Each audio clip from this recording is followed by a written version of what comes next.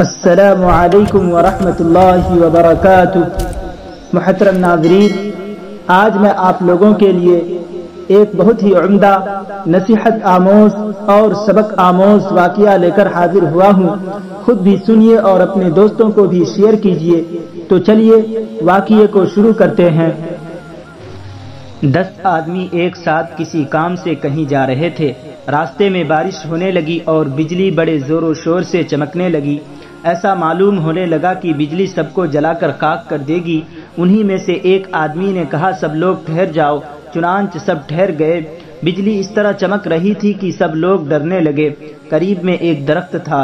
ایک آدمی نے کہا، یہ بجلی ہم لوگوں میں سے کسی ایک آدمی پر گرنا چاہتی ہے اور کہیں اس ایک آدمی کی وجہ سے ہم سب لوگ تباہ نہ ہو جائیں، لہذا سامنے جو درخت نظر آ رہا ہے اس درخت کو ایک ایک آدمی چھو کر واپس آ جائیں۔ جس پر گرنی ہوگی گر جائے گی، بقیہ 9 آدمی تو بچ جائیں گے۔ اس مشورہ کو سب لوگوں نے قبول کر لیا۔ 10 آدمیوں میں سے ایک چلا اور اس درخت کو چھو کر واپس آ گیا۔ اس کے بعد دوسرا گیا، پھر تیسرا گیا۔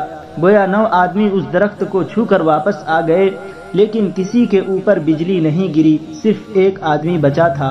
اس کو یقین ہو گیا کہ یہ بجلی مجھ پر ہی گرے گی، چنانچہ یہ ان 9 آدمیوں کے سامنے جو درخت چھو کر واپس آ گئے تھے رونے لگا اور ہاتھ جوڑ کر کہنے لگا، بھائی صاحب، اب تو یقین ہو گیا کہ یہ بجلی میرے اوپر ہی گرے گی۔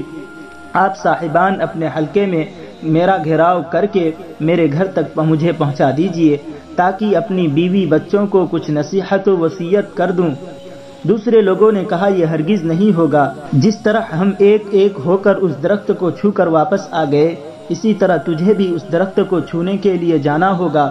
ہم تیرا گھیراؤ کر کے لے جائیں اور کہیں بجلی گر پڑے تو تیری وجہ سے ہم لوگ بھی ہلاک ہو جائیں، اس لیے اس درخت کو چھونے کے لیے تمہیں تنہا ہی جانا ہوگا۔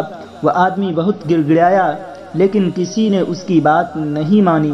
مجبوراً وہ بھی اس درخت کو چھونے کے لیے ڈرتے ڈرتے آہستہ آہستہ قدم رکھتے ہوئے چلا کہ بجلی اب گری تب گری۔ چند قدم ہی چلا تھا کہ وہ بجلی ان 9 آدمیوں پر گر پڑی جو درخت چھو کر آ چکے تھے، اور سب کے سب اسی جگہ جل کر راکھ ہو گئے۔ اللہ تعالیٰ کو 10 آدمیوں میں سے ایک آدمی کو بچانا تھا، اس طرح سبب بنا کر اس کو بچا لیا۔ 9 آدمی اس ایک آدمی کے طفیل بچ رہے تھے، لیکن ان کو یہ احساس تھا کہ ہمارے طفیل میں یہ آدمی بچ رہا ہے، اس وجہ سے اس کے رونے کے باوجود بھی اس کی درخواست قبول نہیں کی۔ فائدہ: اس واقعے سے ہمیں کیا سبق ملتا ہے؟ اس واقعے سے ہمیں یہ سبق ملتا ہے کہ قریب قریب ہر آدمی اپنے آپ کو اچھا اور دوسروں کو برا سمجھتا ہے، لیکن اچھا کون ہے اور برا کون، اسے اللہ تعالیٰ ہی خوب جانتا ہے۔